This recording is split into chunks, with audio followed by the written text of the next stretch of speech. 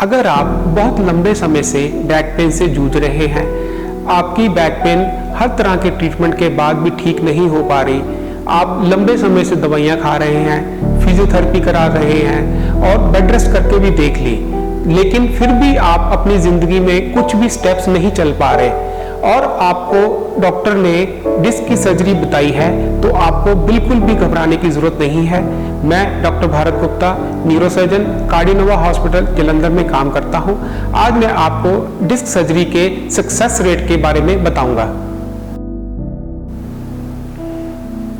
आजकल के इस मॉडर्न वर्ल्ड में हम डिस्क सर्जरी को डे केयर सर्जरी मानते हैं। इसको मिनिमली इन्वेजिव सर्जरी भी कहा जाता है। एक्सपर्ट सर्जन्स इसको 30 मिनट से 60 मिनट तक कर लेते हैं और एक्सपर्ट्स हैंड्स में इस सर्जरी का सक्सेस रेट 98% तक हो सकता है। या यूं कह लीजिए कि आपको डिस्क सर्जरी से घबराने की बिल्कुल भी जरूरत नहीं है। डिस्क सर्जरी को हम जनरल एनेस्थीसिया में करते हैं, जिसमें कि पेशेंट को पूरी तरह से बेहोश किया जाता है। डिस्क सर्जरी में पेशेंट की पोजीशन प्रोन पोजीशन होती है। इसमें पेशेंट का मुंह और छाती ये टेबल की तरफ रखा जाता है। कुछ लोग डिस्क सर्जरी को स्पाइनल एनेस्थीसिया या लोकल एनेस्थीसिया में भी करते हैं। मेरे ओपिनियन में इसको सिर्फ जनरल एनेस्थीसिया में ही किया जाना चाहिए। इसके दो फायदे रहते हैं। एक तो सर्जरी के दौरान पेशेंट को किसी तरह की कोई तकलीफ नहीं होती और सर्जरी का डर भी नहीं लगता।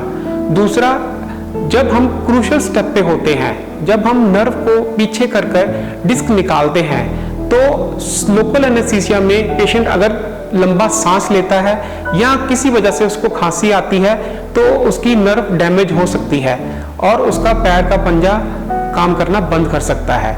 मेरे ओपिनियन में डिस्क सर्जरी या स्पाइन सर्जरी हमेशा जनरल एनेस्थीसिया में ही पेशेंट के लिए ज़्यादा अच्छी रहती है।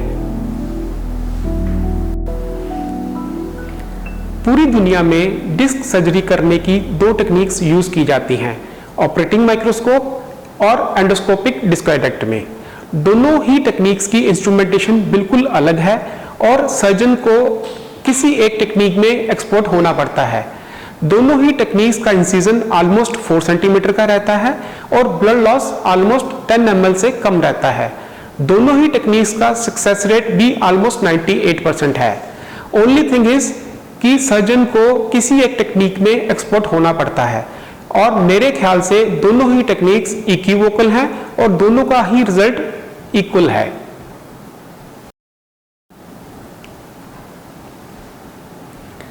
सर्जरी खत्म होने के बाद पेशेंट को आईसीयू में शिफ्ट किया जाता है। 4 घंटे के बाद उसको खाने पीने के लिए दिया जाता है और 6 घंटे के बाद उसको चला दिया जाता है। एक बार स्टेबल होने के बाद पेशेंट को रूम में शिफ्ट कर दिया जाता है और 48 आवर्स आफ्टर सर्जरी पेशेंट को घर भेज दिया जाता है। घर जाते समय पेशेंट को सिर्फ 2 ही प्रिकॉशंस बताई जाती हैं। एक कि उसको बेड से उठने के लिए लेटरल पोजीशन का उपयोग करना चाहिए और उसको आगे की तरफ झुकने से मना किया जाता है। पेशेंट को ज्यादा से ज्यादा चलने के लिए बोला जाता है और सिटिंग मोर देन 1 आवर उसको अवॉइड करने के लिए बोला जाता है। ये सारे परहेज हम 3 हफ्ते तक ज्यादा बोलते हैं। उसके बाद पेशेंट को स्पाइन एक्सटेंसर एक्सरसाइजेस के बारे में बताया जाता है। ये सारे परहेज 6 हफ्ते तक उसको बताए जाते हैं। इस बीच उसको कार ड्राइविंग और 2 व्हीलर की ड्राइविंग अवॉइड करनी चाहिए। सर्जरी से 6 हफ्ते के बाद पेशेंट सर्जरी से बिल्कुल ठीक हो जाता है। पेशेंट को दोबारा से डिस्क की दिक्कत ना आए, इसलिए हम उसे सजेस्ट करते हैं कि वो हमेशा के लिए अपनी लाइफस्टाइल को मॉडिफाई करे। उसे बेड से उठने के लिए लेटरल पोजीशन का उपयोग करना चाहिए। जितना हो सके फॉरवर्ड बेंडिंग नहीं करनी चाहिए। इस तरह वो हमेशा के लिए डिस्क की प्रॉब्लम से बच सकता है। धन्यवाद।